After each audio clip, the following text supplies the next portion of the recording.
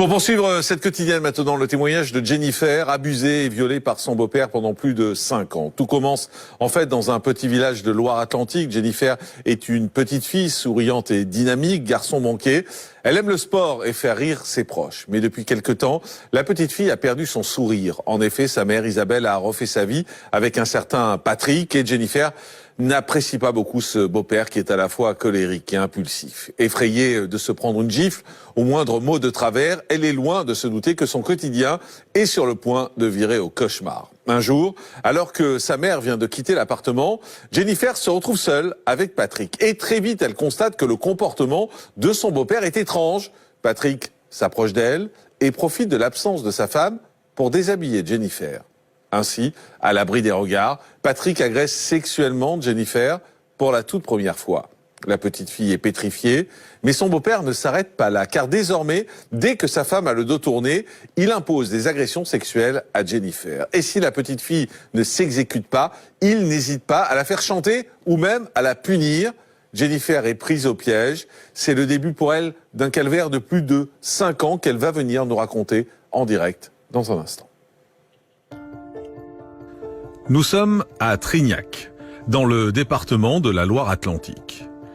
C'est ici que vit Jennifer, avec sa mère Isabelle et son beau-père Patrick. Du haut de ses 7 ans, c'est un garçon manqué. Passionné de sport, Jennifer est pleine de vie et toujours souriante. Mais son sourire cache des blessures, car la fillette souffre des accès de violence de son beau-père. Au moindre mot de travers, il n'hésite pas à la gifler. Pourtant, Jennifer est loin de se douter que son enfance est sur le point de basculer dans l'horreur. Un jour, alors qu'Isabelle est absente, Patrick s'approche de Jennifer. Et tout à coup, il change de comportement. Il déshabille la petite fille pour la caresser. Jennifer est pétrifiée. Une première agression sexuelle qui marque le début d'une longue série. Car désormais, Patrick fait chanter sa belle-fille. Dès que sa mère a le dos tourné, il demande à Jennifer des faveurs sexuelles. Au gré de ses envies, il lui impose des caresses, des masturbations ou même des fellations. Et si la petite fille ne s'exécute pas, il lui assure qu'elle n'aura pas le droit de rejoindre ses copines pour aller jouer. Alors, pour ne pas être punie, Jennifer s'exécute sans poser de questions. Mais la fillette n'est pas au bout de ses peines. Un jour, son beau-père l'emmène dans la chambre de sa mère et l'allonge sur le lit. Comme à son habitude, il la déshabille. Mais cette fois, il la pénètre avec son sexe. La petite fille ressent une douleur atroce. Tétanisée par la peur, elle n'a pourtant d'autre choix que de laisser faire son beau-père. Mais lorsque Jennifer atteint l'âge de 10 ans, le secret devient trop lourd à porter. Avec ses mots d'enfant, elle se confie alors à sa mère. Mais la réaction d'Isabelle est loin d'être celle attendue. La mère de famille engueule en effet Jennifer en lui disant que ses accusations sont très graves. Effondrée, la petite fille se mure dans le silence, laissant son beau-père continuer à l'agresser en toute impunité. C'est en grandissant que Jennifer apprend alors à fuir les assauts de son beau-père. Elle ruse et l'évite au maximum. Lorsqu'elle atteint l'âge de 12 ans, les agressions s'arrêtent enfin. Patrick et Isabelle viennent en effet d'avoir une petite fille. Jennifer se sent sauvée, mais elle reste hantée par son passé, qu'elle tente tant bien que mal d'enfouir. Adolescente en colère, elle quitte le domicile familial pour s'installer chez son père. Mais lorsqu'elle atteint l'âge de 17 ans, son passé la rattrape. Jennifer comprend alors que sa petite sœur vient d'atteindre l'âge qu'elle avait lorsque Patrick a commencé à la violer. Et par peur que l'histoire ne se reproduise, elle décide qu'il est temps de briser le silence. Un soir, après une longue journée, elle rentre donc chez son père et lui révèle tout. Pour la toute première fois, Jennifer se sent écoutée. En colère, son père l'emmène au commissariat. Entendue par les policiers, l'adolescente se confie alors pendant de longues heures et dépose plainte contre Patrick pour agression sexuelle et viol. Heureuse d'être enfin crue, elle apprend que sa plainte fait du bruit. Des neveux et des nièces de Patrick se présentent alors à elle. Ils assurent avoir, eux aussi, été victimes de Patrick. Après des années d'errance, Jennifer n'est plus seule. Retour en direct sur le plateau de la quotidienne de Crimes et Faits divers. Bonjour Jennifer. Bonjour. Merci d'être en direct avec nous sur ce plateau. Vos parents se sont quittés quand vous étiez toute petite, quand vous étiez un bébé. Ouais, mes parents se sont séparés, j'avais 7 mois. Et comment vous avez grandi ensuite? Vous avez un peu manqué d'amour? Si, j'ai manqué d'amour déjà parce que mon papa buvait quand j'étais enfant, donc il me comblait pas. Et ma maman, le souvenir que j'ai d'elle, c'est qu'elle était tout le temps dans la colère en fait. J'arrive pas à me souvenir tous les bienfaits qu'elle a pu m'apporter, même au niveau maternel. C'est-à-dire que vous avez juste le souvenir d'une maman qui crie? C'est ça. Qui crie sur quoi surtout? Surtout une maman impulsive qui crie. Je pense qu'elle était pas bien dans sa peau. Quand vous avez environ 5 ans, elle va se mettre avec Patrick. C'est ça. Qui va devenir votre beau-père. C'est ça. Donc, vous l'aimez pas beaucoup? Il fait rien pour que vous l'aimiez, visiblement. C'est ça. Il m'a violée. Ça, bien sûr, mais juste avant que tout ça se passe, vous avez un peu peur de lui quand même, il est violent. C'est ça, c'est une personne très très impulsive. C'est une personne, c'est connu pour être une personne très impulsive. Donc, mais comment ça se passe avec votre maman? Parce que vous me dites que votre maman elle est dans la colère tout le temps. Lui, si il est aussi impulsif. Il y a beaucoup de conflits à la maison. Ça doit être explosif à la maison. C'est très très conflictuel. Des fois, il y a des choses qui se cassent. C'est très conflictuel. En fait, je grandis dans un milieu, j'appelle ça un milieu malsain, conflictuel. Il y a de la violence, du viol. Il y a de la violence sur vous aussi quand oui, vous êtes... oui. Avant les viols et les agressions sexuelles, mais quand vous dites un mot de travers, vous prenez une claque. Oui, voilà, c'est ça. Hein. Et vous le vivez comment? Vous avez des souvenirs de tout ça? Je sais pas trop si c'est normal ou pas normal en fait, parce que je grandis dans ce contexte en fait, donc quand on grandit dans ce contexte, on a l'impression que c'est normal. Après, quand je vois les autres autour de moi, je me rappelle d'une de mes voisines, je vois bien qu'il y a une différence entre sa famille et la mienne. Je vois bien qu'elle grandit dans la bienveillance et que moi, il y a quelque chose de pas normal en fait. Ouais, c'est quelque chose que vous ressentez en fait, en voyant que ailleurs ça se passe pas comme ça. C'est ça. Il va vous agresser sexuellement quand vous avez autour de 7 ans. Enfin, vous avez plutôt des flashs. J'ai une tranche d'âge. Ouais, autour de 7 ans. Voilà, 7, 8. C'est une tranche d'âge entre 5, 7 ans et 12 ans, quoi. C'est une tranche d'âge. Le plus vieux souvenir que vous ayez de ces agressions, c'est quoi? Alors, le plus dur souvenir, c'est la pénétration. C'est le plus dur souvenir où vraiment je ressens de la douleur, en fait. Et vous avez quel âge à ce moment-là? À peu près? Je dirais 8 ans, 9 ans. C'est difficile de donner une marge, mais je me revois dans la chambre et ça me crée de la douleur. Ouais, ça m'a traumatisée. Ouais. Et avant, il vous avait fait déshabiller à plusieurs reprises? Exactement, ouais. Et il joue beaucoup sur le chantage. C'est-à-dire il vous dit quoi? Si je ne fais pas une fellation, ou si on n'a pas de rapport, je ne vais pas voir mes copines. Alors nous, on habitait à des tours à Trignac, et souvent on se rejoignait dehors avec les copines. Et donc si je faisais pas ça, je n'allais pas jouer avec mes copines, ou je regardais pas la télé. En fait, c'était du chantage tout le temps. Et je l'écoutais. Et avec du recul, je me dis, mais comment j'ai fait pour accepter ça, en fait? Oui, enfin, c'était un adulte, vous étiez une enfant. Il va y avoir des masturbations, des fellations, des caresses avant le viol. Exactement. Mais vous êtes seule dans ces moments-là avec lui? Alors ma mère, soit elle est partie boire un café chez une copine, ou soit elle est absente. Ou elle fait la sieste.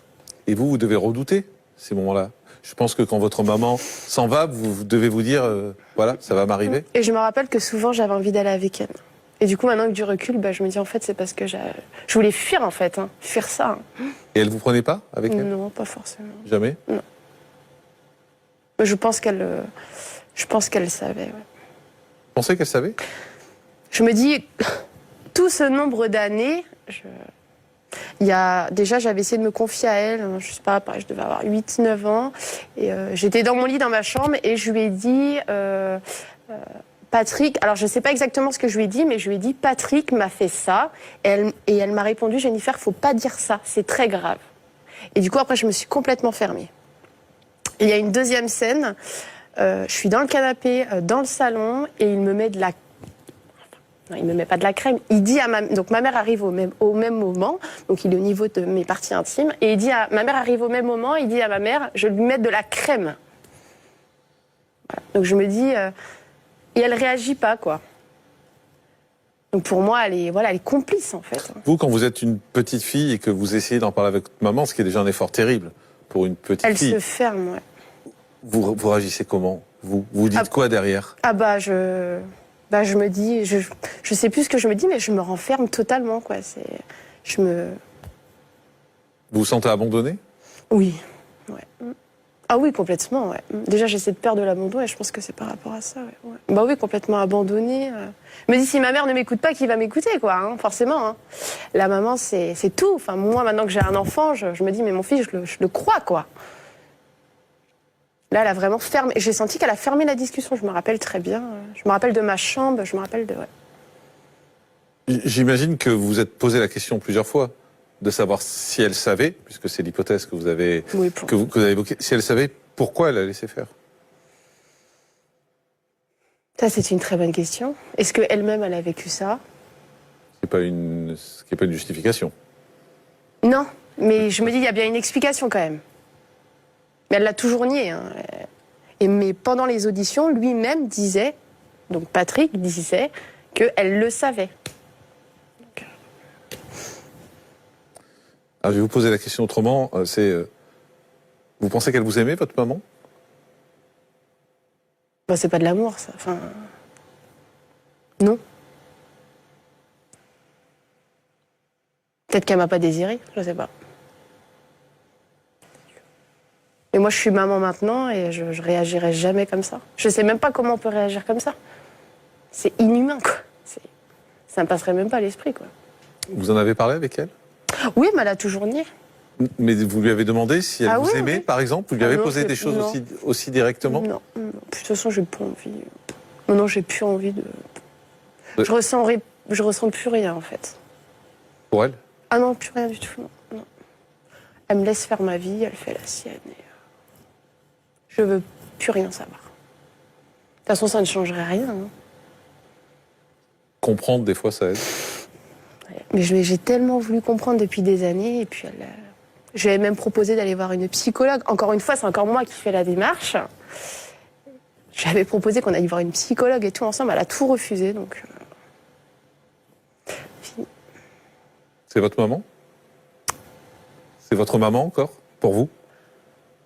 Bah, c'est la femme qui m'a mise au monde, mais non, je l'appelle pas... Non, c'est pas ma mère. C'est quoi, votre génitrice?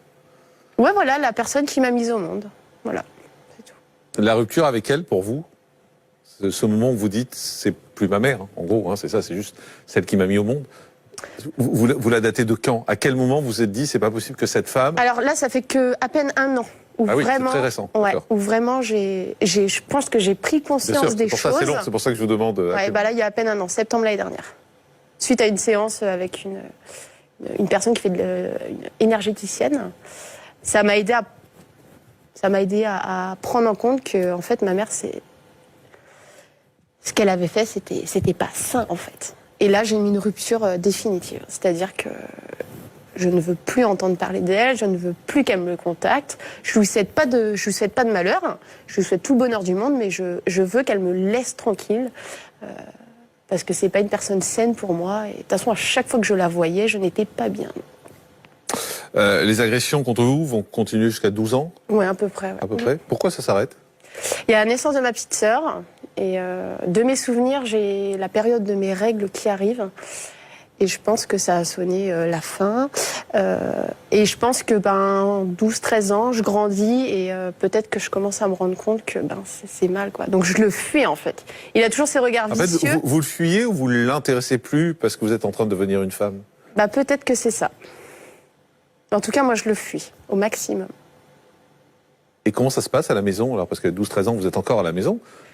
Comment ça se passe la vie au quotidien avec cet homme qui vous a très difficile, violé, qui vous a fait autant de mal, et puis vous êtes obligé de vivre avec? C'est très difficile. Je fuis. Mais vous pouvez pas fuir. À 13 ans, on peut pas fuir. Non, mais tout le temps. je suis dans ma chambre, je sors, voilà, je fuis son regard. Après, lui, il travaille toute la journée, mais je le fuis au maximum, quoi. Vous êtes quel ado? Je suis une ado. J'ai beaucoup. Alors, violente. Ouais, j'ai quand même beaucoup de violence en moi. Je suis quelqu'un de très, très impulsive. En fait, vous avez de la haine extériorisée, ouais, quoi, énormément, en fait. Énormément de haine que j'essaye d'extérioriser, en fait. Ce silence, en fait, je pense que c'est ce silence. Et tout ce que j'ai vécu, j'essaye de l'extérioriser comme je peux. Vous arrivez à en parler à des copines, à des Alors, amis? non, pas des. Non. J'en ai parlé un petit peu à une de mes tantes, juste avant que je porte plainte, mais sinon, j'en ai jamais parlé. Jamais, à personne. Parce qu'il y avait une honte? Ouais, et puis c'était une personne plutôt connue, qui était bien vue. Donc tout de suite, les gens ne vont jamais me croire, forcément. C'est ce qu'on ressent tous, les gens ne vont pas me croire. J'avais peur de cette rupture parce que je savais très bien que si je portais plainte, j'allais partir de la maison, que je ne verrais plus ma sœur, que je ne verrais plus mon frère.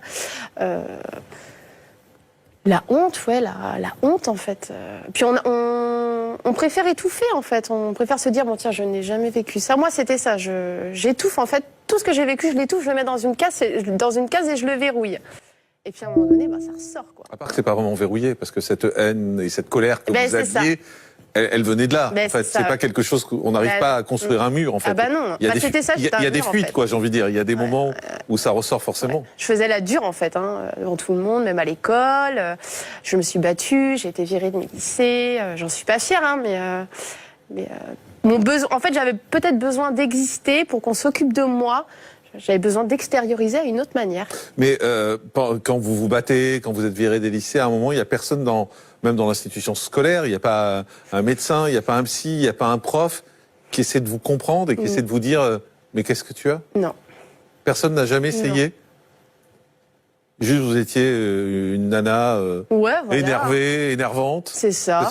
Et personne n'a essayé de comprendre le pourquoi? Non. Mon conjoint, quand j'ai rencontré mon conjoint à 16 ans, parce que j'ai rencontré à 16 ans, lui, il s'est douté qu'il y avait quelque chose. Et il y a ma belle-mère, donc la femme de mon père aussi, qui se doutait qu'il y avait quelque chose. Qu'il y avait quelque chose qui allait pas chez moi, quoi. Et cette colère, elle se transforme parfois avec des idées noires, des idées de suicide? Alors, si jamais j'aurais pas porté plainte, je pense que... Alors, je sais pas si j'aurais été capable de me suicider, mais oui, j'y ai pensé, quoi. Parce que de vivre avec ça, c'est horrible, en fait, de vivre avec ce silence, quoi. J'aurais jamais pu vivre encore des années avec un silence comme ça. Je me serais tuée intérieurement, ou j'aurais eu un cancer, je sais pas, mais je me serais tuée. Mais je me suis déjà fait du mal. C'est-à-dire scarification, par exemple? Alors non, mais je me suis tapée. Je me tapais, je me mettais des coups de poing, je sais. Sur le visage? Voilà, sur le visage. Vous vous frappez toute seule? Ouais.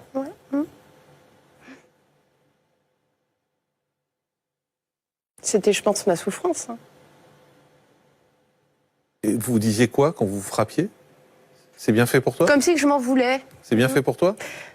J'ai beaucoup regretté d'avoir gardé le silence, en fait. Je me suis dit, j'aurais dû parler avant, quoi. Je sais pas trop pourquoi je me frappais. L'impression d'avoir mon corps et mon âme, en fait. J'ai eu une période où j'ai l'impression que mon corps n'était pas mon corps, en fait, que j'étais en deux phases. Cette volonté de mourir, parfois, même si c'était qu'une volonté, mais c'était quoi, pour mettre fin, en fait, à la douleur? Ouais, la douleur, la souffrance psychologique que ça, hein, c'est quand même de repenser à tout ça, de se dire qu'on a vécu ça. Vous y pensiez souvent? Oui, parce que on a compris que ça s'arrête quand vous avez 12 ans à peu près, mais jusqu'à... Non, j'ai verrouillé, ça s'est verrouillé dans ma tête. Donc vous n'y pensez plus? Non, je n'y pense plus. Enfin, j'y pense plus. Mon inconscient, je pense, mais moi, non. Mais quand vous vous frappez?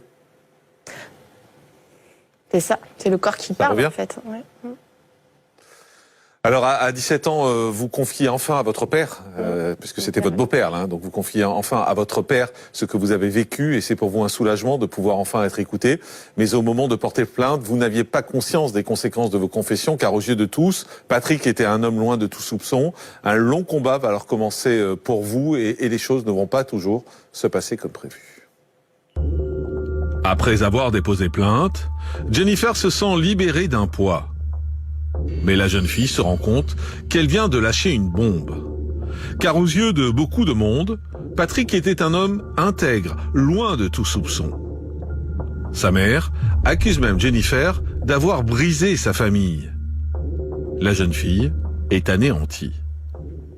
Alors qu'une enquête est ouverte, une confrontation est organisée entre Patrick et Jennifer. La jeune fille craint de se retrouver face à son agresseur. Elle a l'impression de vivre l'un de ses pires cauchemars. Au cours de l'entretien, Patrick finit par avouer une fellation. Il nie cependant avoir pénétré sa belle-fille. Une faible victoire pour Jennifer, qui décide d'accepter la correctionnalisation de l'affaire. En effet, le père de la jeune fille est très malade et elle souhaite qu'il puisse l'accompagner pendant tout son combat. Après 2 ans d'instruction, le procès de Patrick s'ouvre finalement devant le tribunal correctionnel de Saint-Nazaire. Devant la cour, il assure comprendre la souffrance de Jennifer. Mais il ajoute que c'est elle qui serait à l'origine de ces agressions. Car selon lui, la petite fille de 7 ans l'aurait aguichée. À l'issue des débats, Patrick est finalement condamné à 5 ans de prison ferme. Il a immédiatement interjeté appel de cette décision, mais il a été condamné à la même peine par le tribunal correctionnel de Rennes. Un soulagement pour Jennifer, heureuse d'être enfin reconnue comme victime. Retour en direct sur le plateau de la quotidienne de Crime et Faits divers. On est toujours avec Jennifer. Quand vous décidez d'en parler à votre papa, c'est parce qu'il y a votre petite sœur qui est là. J'ai voulu la protéger. C'était important pour moi de pouvoir la protéger parce que elle arrivait dans les âges en fait. Et il faut que je parle. Si tu peux pas le faire pour toi, fais-le au moins pour elle. Donc aujourd'hui, on se parle plus du tout, mais je suis contente de l'avoir fait et j'espère que j'ai pu la protéger. Vous n'êtes pas sûr? Non, je suis pas sûre.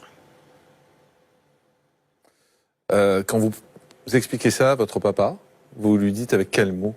Comment on dit ça à son papa? Je me suis assise dans ma chambre sur mon canapé et je lui ai dit, papa, je me suis fait violer. Clairement, comme ça? Ouais. Et il m'a dit par qui? Donc je lui ai dit par Patrick.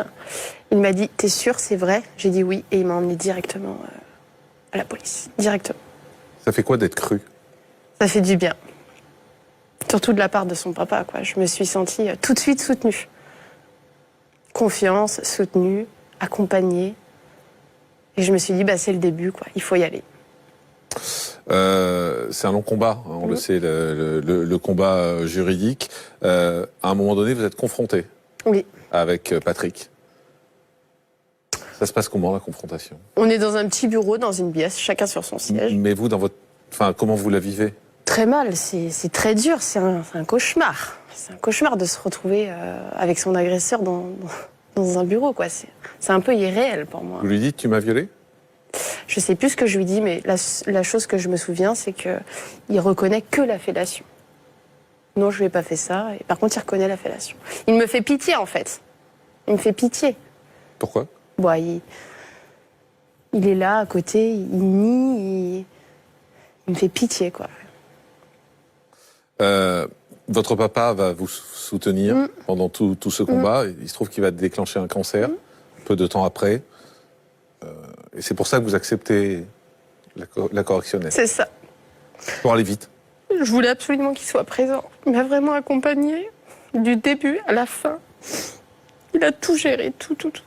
Même quand j'avais des problèmes à l'école durant cette période, il a vraiment tout géré, tout. Bah, il a fait son rôle, en fait. Il a fait son rôle de papa. Et je voulais que ça aille vite parce qu'il était atteint d'un cancer. Et en plus, moi, je suis du médical, donc je sais un petit peu comment ça se passe. Et je savais très bien que c'était incurable, en fait. Donc, il fallait que ça aille vite. Et donc, le tribunal correctionnel, c'était plus rapide. Parce que je sais que le tribunal de grande instance, c'est beaucoup plus long. Et donc, le procès a été en octobre, il me semble, et il est décédé quelques mois après. Vous pensez qu'il s'en voulait? Oh oui. Oui, parce que quand j'étais jeune, il était alcoolique. Et je pense qu'il s'en est beaucoup voulu. Je pense que le cancer est pas venu pour rien, en fait. Beaucoup de culpabilité, en fait. Maître Sandrine Pégan, c'est terrible, en fait, d'être obligé de changer d'institution judiciaire, j'ai envie de dire, simplement pour aller vite. En fait, tout devrait aller vite. Au fond, on devrait pas être... C'est pas la vitesse, c'est la rapidité qui devrait obliger à changer, de savoir si on va aux assises, si on va au correctionnel, si on va au tribunal de grande instance. C'est terrible d'en être là. C'est terrible et c'est vrai qu'on aspire tous à un monde idéal. Malheureusement, la justice fait aussi avec ses impondérables et ses contraintes. Et de toute façon, il n'y a pas d'effet sans cause. C'est sûr qu'à partir du moment où on enlève un élément du crime pour qu'il devienne un délit, forcément la peine encourue est moindre. Mais en attendant, j'ai juste envie de vous dire, Jennifer, bravo à vous et bravo à votre papa de vous avoir cru. Parce que Jean-Marc, juste pour vous dire, j'ai reçu encore dans mon cabinet 2 femmes cette semaine victimes de viol quand elles étaient mineures. Elles n'ont jamais été crues par leur maman. Et du coup, elles ont dénoncé les faits une fois que la maman est décédée. Donc bravo à votre papa et bravo à vous et pour votre parcours. Mais oui, c'est vrai que c'est pas normal. C'est pas normal de devoir choisir pour un délit alors que c'est un crime. 2 ans après les faits, le procès s'est ouvert devant la cour de Saint-Nazaire. Alors on a dit, il a reconnu les abus sexuels. Il dit comprendre votre souffrance. Vous le croyez? Non. Bah non. Oh bah non, je peux pas comprendre qu'on fasse ça, en fait. Je ne veux pas comprendre et je peux pas comprendre. Non. Alors moi, il y a une chose qui m'a fait bondir, c'est quand il dit que vous l'avez aguiché. Bah là, j'ai riposté au procès, du coup, et on m'a même demandé de me calmer parce que j'ai trouvé ça absurde, quoi. Vous lui avez dit quoi? Je sais plus ce que j'ai dit, mais j'ai crié ou j'ai bondi, quoi, lors du procès, quoi. Je me suis dit, mais comment on peut dire ça alors que j'étais une enfant? Et vous, l'enfant, il dit de vous, vous étiez provocatrice et dominatrice. Vous, enfant.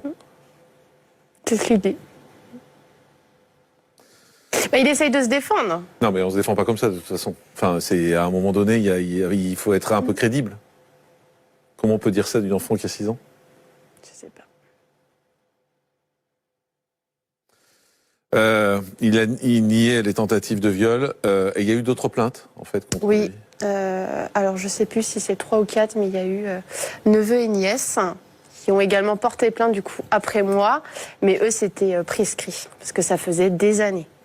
Et donc on Ils avaient 7 ans au moment des faits, a priori, c'est ça? Comment? Ces neveux et nièces avaient 7 ans au moment des faits, c'est a priori. Je sais plus.